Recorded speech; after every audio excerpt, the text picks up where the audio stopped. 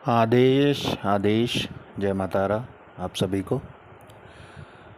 तो आज एक प्रश्न है मेरे पास आया था कि क्यों होते हैं हम लोग ज़्यादा परेशान, जबकि हम सबसे ज़्यादा पूजा पाठ भी करते हैं, सबसे ज़्यादा साधनाएं भी करते हैं और सबसे ज़्यादा पुण्य के काम भी हम ही करते हैं। उसके बाद भी हमारे पास ना लक्ष्मी रहती है, ना घर में परिवार झगड़े रहते हैं, ना रिश्ते रहते हैं, ना ही किसी प्रकार की सुख सुविधाएं हमारे पास रहती हैं। हर प्रकार से हमको लताड़ा जाता है, हर प्रकार से हम पिछड़े हो जाते हैं, हमारी कहीं गिनती नहीं होती। और क्यों हमारी ज़िंदगी में क्यों ही ऐसी समस्याएं आ रही हैं, जबकि हम सबसे ज़्यादा भगवान का नाम जपते हैं, सबसे ज़्यादा मंत्र जाप करते हैं, या सब हथकंडे अपना लिए, सब प्रकार की साधनाएं कर ली, बगला मुखी साधना भी कर ली, तारा साधना भी कर ली, भैरव साधना भी कर ली, सभी साधनाएं कर ली, लेकिन फिर भी हमारी स्थिति जैसे कि तैसे ही है।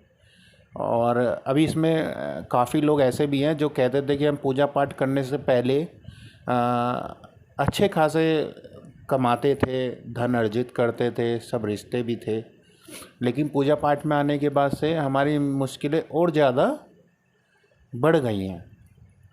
तो देखो, आज मैं आप लोगों के समक्ष उसका एक पूरा विवरण, एक विवेचना करूँगा कि हम लोग क्यों परेशान होते हैं। और आपसे ज़्यादा, एक गृहस्थ पूजा पाठ वालों से ज़्यादा परेशान होते हैं जो रियल के अघोरी होते हैं, क्योंकि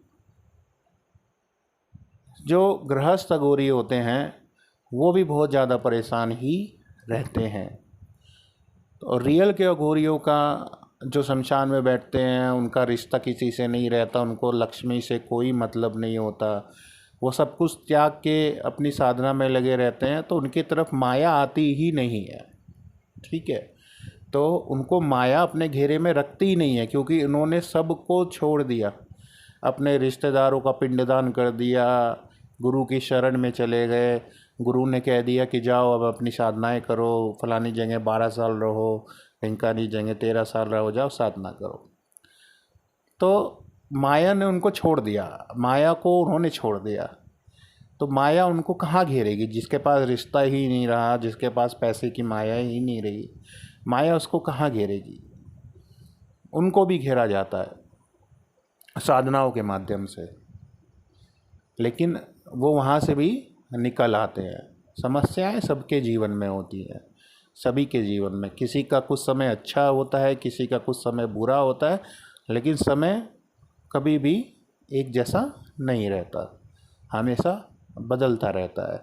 अभी आप ऊपर हो, कल को आप नीचे होगे, फिर आप ऊपर चले जाओगे, फिर आप नीचे होगे। एक चक्र है, चक्र का माध्यम से आपके जीवन चलता ही रहेगा। अब बात करते हैं कि आप ज़्यादा पूजा पाठ करने वाले लोग ही परेशान क्यों रहते हैं। अब मैं आपको इसका एक कारण बता देता हूँ कि जो जिनके पास लक्ष्मी टिकी रहती है वो माया में पूर्ण रूप से ग्रसित रहते हैं। उनको लक्ष्मी आ रही है, अपना पैसा खर्च कर रहे हैं, अपनी लग्जरी लाइफ जी रहे हैं, अपने परिवार को संतुष्ट कर रहे हैं, हर हर कमी को पूरा कर रहे हैं, तो वो एक माया में बंधते जा रहे हैं, उस माया में बंधते जा रहे हैं। लेकिन जब वो साधना करने लगते हैं तो सीधा सा सिद्धांत है, एक बहुत सीधा सरल सा सिद्धांत है। जब आप साधना करने बैठते हैं तो साधना में धीरे धीरे धीरे धीरे आपकी धार्मिक स्पिरिचुअलिटी ग्रोथ होने लगती है और आपकी धन की ग्रोथ गिरने लगती है। ये हमेशा फैक्ट है, इसको आप सच्चाई ही मान के चलिए, ये हमेशा सच्चाई है। आप चाहे इसको कभी भी अपना के देखिएगा, आपकी लक्ष्मी की ग्रोथ गिरती चली जाएगी हमेशा से, क्योंकि माया आपको घेरती है। फिर माया आपको घेरने बैठती है कि आपको जो लाइफ आपने पहले जी और वो लाइफ आपसे छीनने लगती है, ताकि आप अपनी ही साधनाओं को, अपनी ही पूजा पाठ को छोड़ दो। क्योंकि पूजा पाठ और मंत्रों के माध्यम से कोई भी देवी देवता आपके से बंधता नहीं है, क्योंकि शिव ने सबको मंत्रों के अधीन कर दिया है। मंत्रों के अधीन होने के कारण हर देवी देवता को अपनी कृपा उनको देनी पड़ती है। इस प्रकार से कोई भी देवी देवता आपके द्वारा आपके अंडर में काम करना नहीं चाहेंगे, बिल्कुल भी नहीं। तो वो आपको और परेशान करते हैं। वो परेशान करते देखते हैं, अरे 1 साल करेगा, 2 साल करेगा, 3 साल करेगा, 4 साल करेगा, छोड़ेगा ना, इतनी परेशानी कर दूंगा कि छोड़ेगा, खुद ही छोड़ेगा। आप किसी भी सिद्ध महापुरुष की जीवनी उठा के देख लीजिए, उनके जीवन में हमेशा कठिनाइयाँ ही मिली है साधनाओं से पहले। हमेशा साधनाओं के वक्त उनके जीवन में कठिनाइयाँ ही रही हैं। किसी का परिवार चला जाता है, किसी की माँ की मृत्यु हो जाती है, कोई अपने घर को छोड़ देता है, अपने घर को त्याग देता है। तो हमेशा कठिनाई रहती है। साधना का मार्ग आसान नहीं है। साधना में वही चल सकता है। अब गृहस्थ लोग सोचते हैं कि साधना हम भी करें, हम भी करें, हम भी करें। तो पहला स्टेप तो गृहस्थ के लिए हमेशा इतना तैयार रखें कि लक्ष्मी को एकत्रित करके रखें, तब साधना में आएँ। वरना साधना में आने से पहले बिना लक्ष्मी के आएंगे तो आपको कभी भी जो आप अपनी ज़िंदगी जीते हुए आए हैं 15 साल से, 20 साल से, 30 साल से, उस लाइफ को आप बहुत जल्दी छोड़ नहीं पाएंगे, क्योंकि आपको वो एडिक्ट हो गई आपके।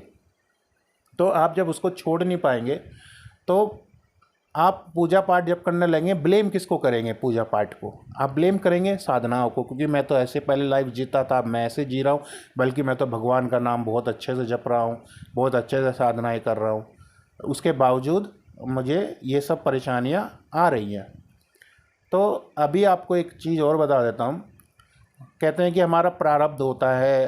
अब कुछ लोग इसी ऐसी वीडियो मिल जाएंगी जिसमें बताया गया है कि आपका प्रारब्ध होता है, आप पिछले जन्म में ये थे, आपने पिछले जन्म में ये बुरे कर्म किए थे, तो पूजा पाठ से आप अपने प्रारब्ध को काट रहे हो। लेकिन अब मुझे आप बताइए, आपने इस जन्म में पाप किया, उसका प्रारब्ध क्या आप अगले जन्म में काटेंगे? फिर उसका पाप अब अगले जन्म में काटेंगे?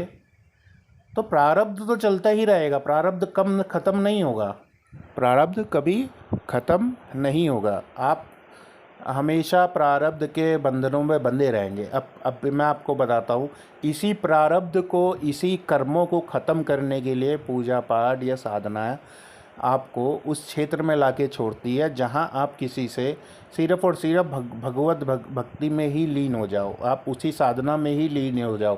क्योंकि उसके बाद वो साधना को सिद्ध करने के बाद आप करोगे क्या? आप तब भी वही करोगे, अपनी पूर्ति ही तो करोगे। आप साधनाएं कर रहे हो, आप सभी प्रकार की चिंताओं को दूर करने के लिए साधना कर रहे हो। आपको धन की कमी है, आप धन लक्ष्मी की साधना करने बैठ गए हो। आपको शक्ति चाहिए, आप कोई प्रेत की साधना करने बैठ गए हो। तो आप अपना स्वार्थ तो निहित रखते हो ना किसी भी साधना में।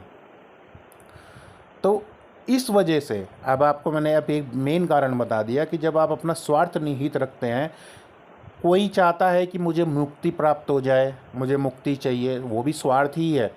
मुक्ति चाहना, जहाँ पे मन की क्रियाएं सम्मिलित हो जाए किसी भी उसमें, तो वो हमेशा ध्यान रखिएगा, वो हमेशा आपकी जीवन शैली को प्रभावित करेंगे, आपकी साधनाओं को प्रभावित करेंगे। क्योंकि उसमें फिर आपका अहम जुड़ जाएगा। अहम यानी मुझे वो चीज़ चाहिए, मुझे वो भी चीज़ चाहिए, मुझे ये चाहिए, मुझे ये चाहिए, इसलिए मैं कर रहा हूँ।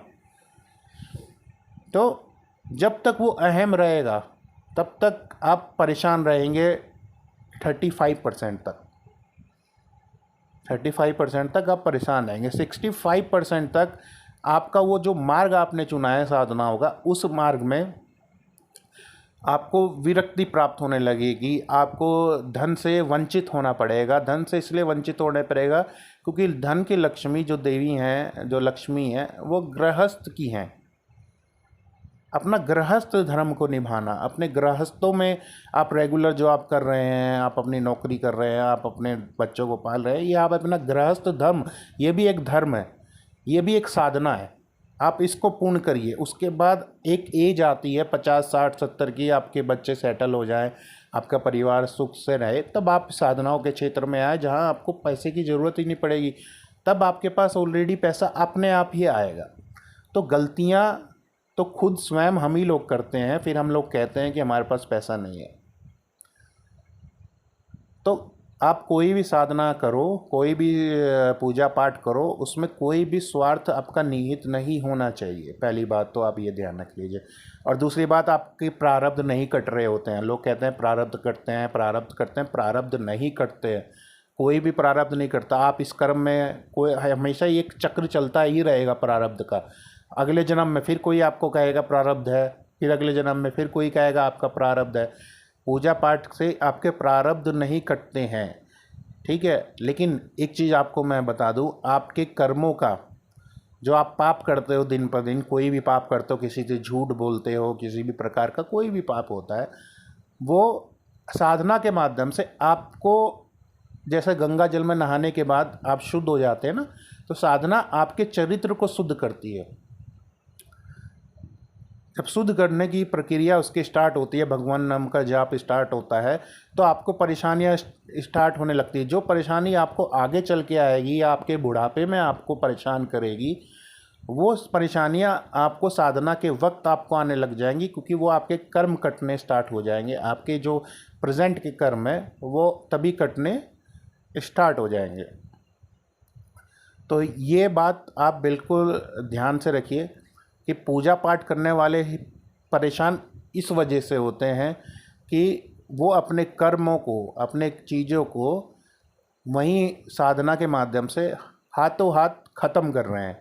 और वो ख़त्म करने की प्रक्रिया ऐसी तो है नहीं कि भगवान अपने ऊपर ले लेगा या भगवान इसको क्षमा कर देगा। आप किसी का खून करो, आप भगवान की शरण में चले जाओ, फिर कहो मुझे माफ़ कर दो, मुझे माफ़ कर दो, भगवान माफ़ थोड़ी ना करेगा। भगवान माफ़ नहीं करेगा। उसकी आपको पूरा भुगताई करनी पड़ेगी। और जो कि भुगताई हो भगवान नाम से, जाप से, अपने अच्छे विचारों से, अपने अच्छे कर्म से। अच्छे कर्म क्या होते हैं? अच्छे कर्म भगवान नाम का जाप होता है, दूसरे व्यक्ति की सहायता करनी होती है, परोपकार होता है। इस प्रकार के अच्छे कर्म से आप उस बुरे कर्म पर विजय प्राप्त करने लगते हैं। आपसे आगे धीरे धीरे कोई भी बुरे कर्म नहीं होने लगते, तो आप मुक्ति को प्राप्त कर जाते हैं। आप साधना ही मुक्ति का मार्ग नहीं है। एक बात ध्यान रख लीजिएगा, आपका चरित्र, आपका व्यवहार और आपका धर्म मुक्ति का मार्ग है। साधनाएं मुक्ति का मार्ग। साधनाएं तो और आपको बांधेंगी, साधनाएं आपको और बांधेंगी। कोई भी सिद्ध पुरुष उठा लो, क्या उन्होंने सभी की साधना कर डाली है क्या? कभी लक्ष्मी को पकड़ लिया, कभी किसी को पकड़ लिया? नहीं, उन्होंने एक ही चीज़ को पकड़ा। एक साधे सब सदे, सब साधे सब जाए। एक को पकड़ो, हमेशा एक की पूजा करो, एक को पकड़ो। सारे भगवानों के पीछे पड़ोगे तो कोई भी आपसे प्रसन्न नहीं रह पाएगा। आपका अपना खुद का व्यक्तित्व ही प्रसन्न नहीं रह पाएगा उसमें। आप वो भी फास्ट करो, आप ये भी फास्ट करो, आप इसके नवरात्रे के भी फास्ट रखो, आप हर प्रकार की साधना, सूर्य ग्रहण आ रहा है उसमें साधना, चंद्र ग्रहण आ रहा है उसमें साधनाएं करो अपने कर्म को काटने के लिए। मुक्ति का मार्ग ध्यान रखिएगा, मुक्ति का मार्ग मैंने आपको बता दिया। मुक्ति का मार्ग वो है, साधनाएं मुक्ति का मार्ग नहीं होती। जब आप इस सृष्टि से अपने आप को, आपका शरीर जब खत्म हो जाएगा, जर्जर अवस्था में पहुंच जाएगा, तब आप इन साधनाओं को किसको ट्रांसफ़र करके जाएंगे? किसी को आप शिष्य बनाएंगे, उसको ट्रांसफ़र करेंगे, तो आप अपनी ही चीज़ें फिर उसको ट्रांसफ़र करके चले गए। या आपके साथ साधनाएं पिछले जन्म की अगले जन्म में चले जाएंगी, तो आपको मुक्ति तो प्राप्त हुई नहीं। लेकिन मुक्ति तब प्राप्त होती है जब आप साधनाओं से ऊपर उठ जाते हैं, ध्यान की अवस्था में चले जाते हैं। जैसे कि मैं आपको बता दूं, आप तिब्बत में जाओ, हमारा और बौद्ध धर्म में बहुत समानताएं हैं, और उन बौद्ध धर्म में लेकिन साधनाओं के ऊपर ध्यान नहीं दिया जाता। वहाँ ध्यान को ध्यान दिया जाता है, वहाँ समाधि को ध्यान दिया जाता है। वो समाधि जाते हैं, वो लोग मुक्ति प्राप्त करते हैं। वो दूसरा जन्म नहीं ले पाते, दूसरा जन्म नहीं लेते, वो दूसरे जन्म के चक्कर में नहीं पड़ते, वो कैलाश गमन की तरफ विराजित हो जाते हैं। तो ध्यान रखिएगा। इसलिए पूजा पाठ वाले व्यक्ति हमेशा परेशानी की अवस्था में रहते हैं।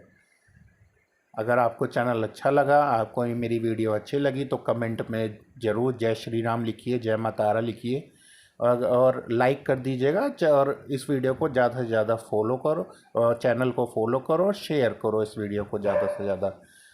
अलख आदेश, जय माता तारा।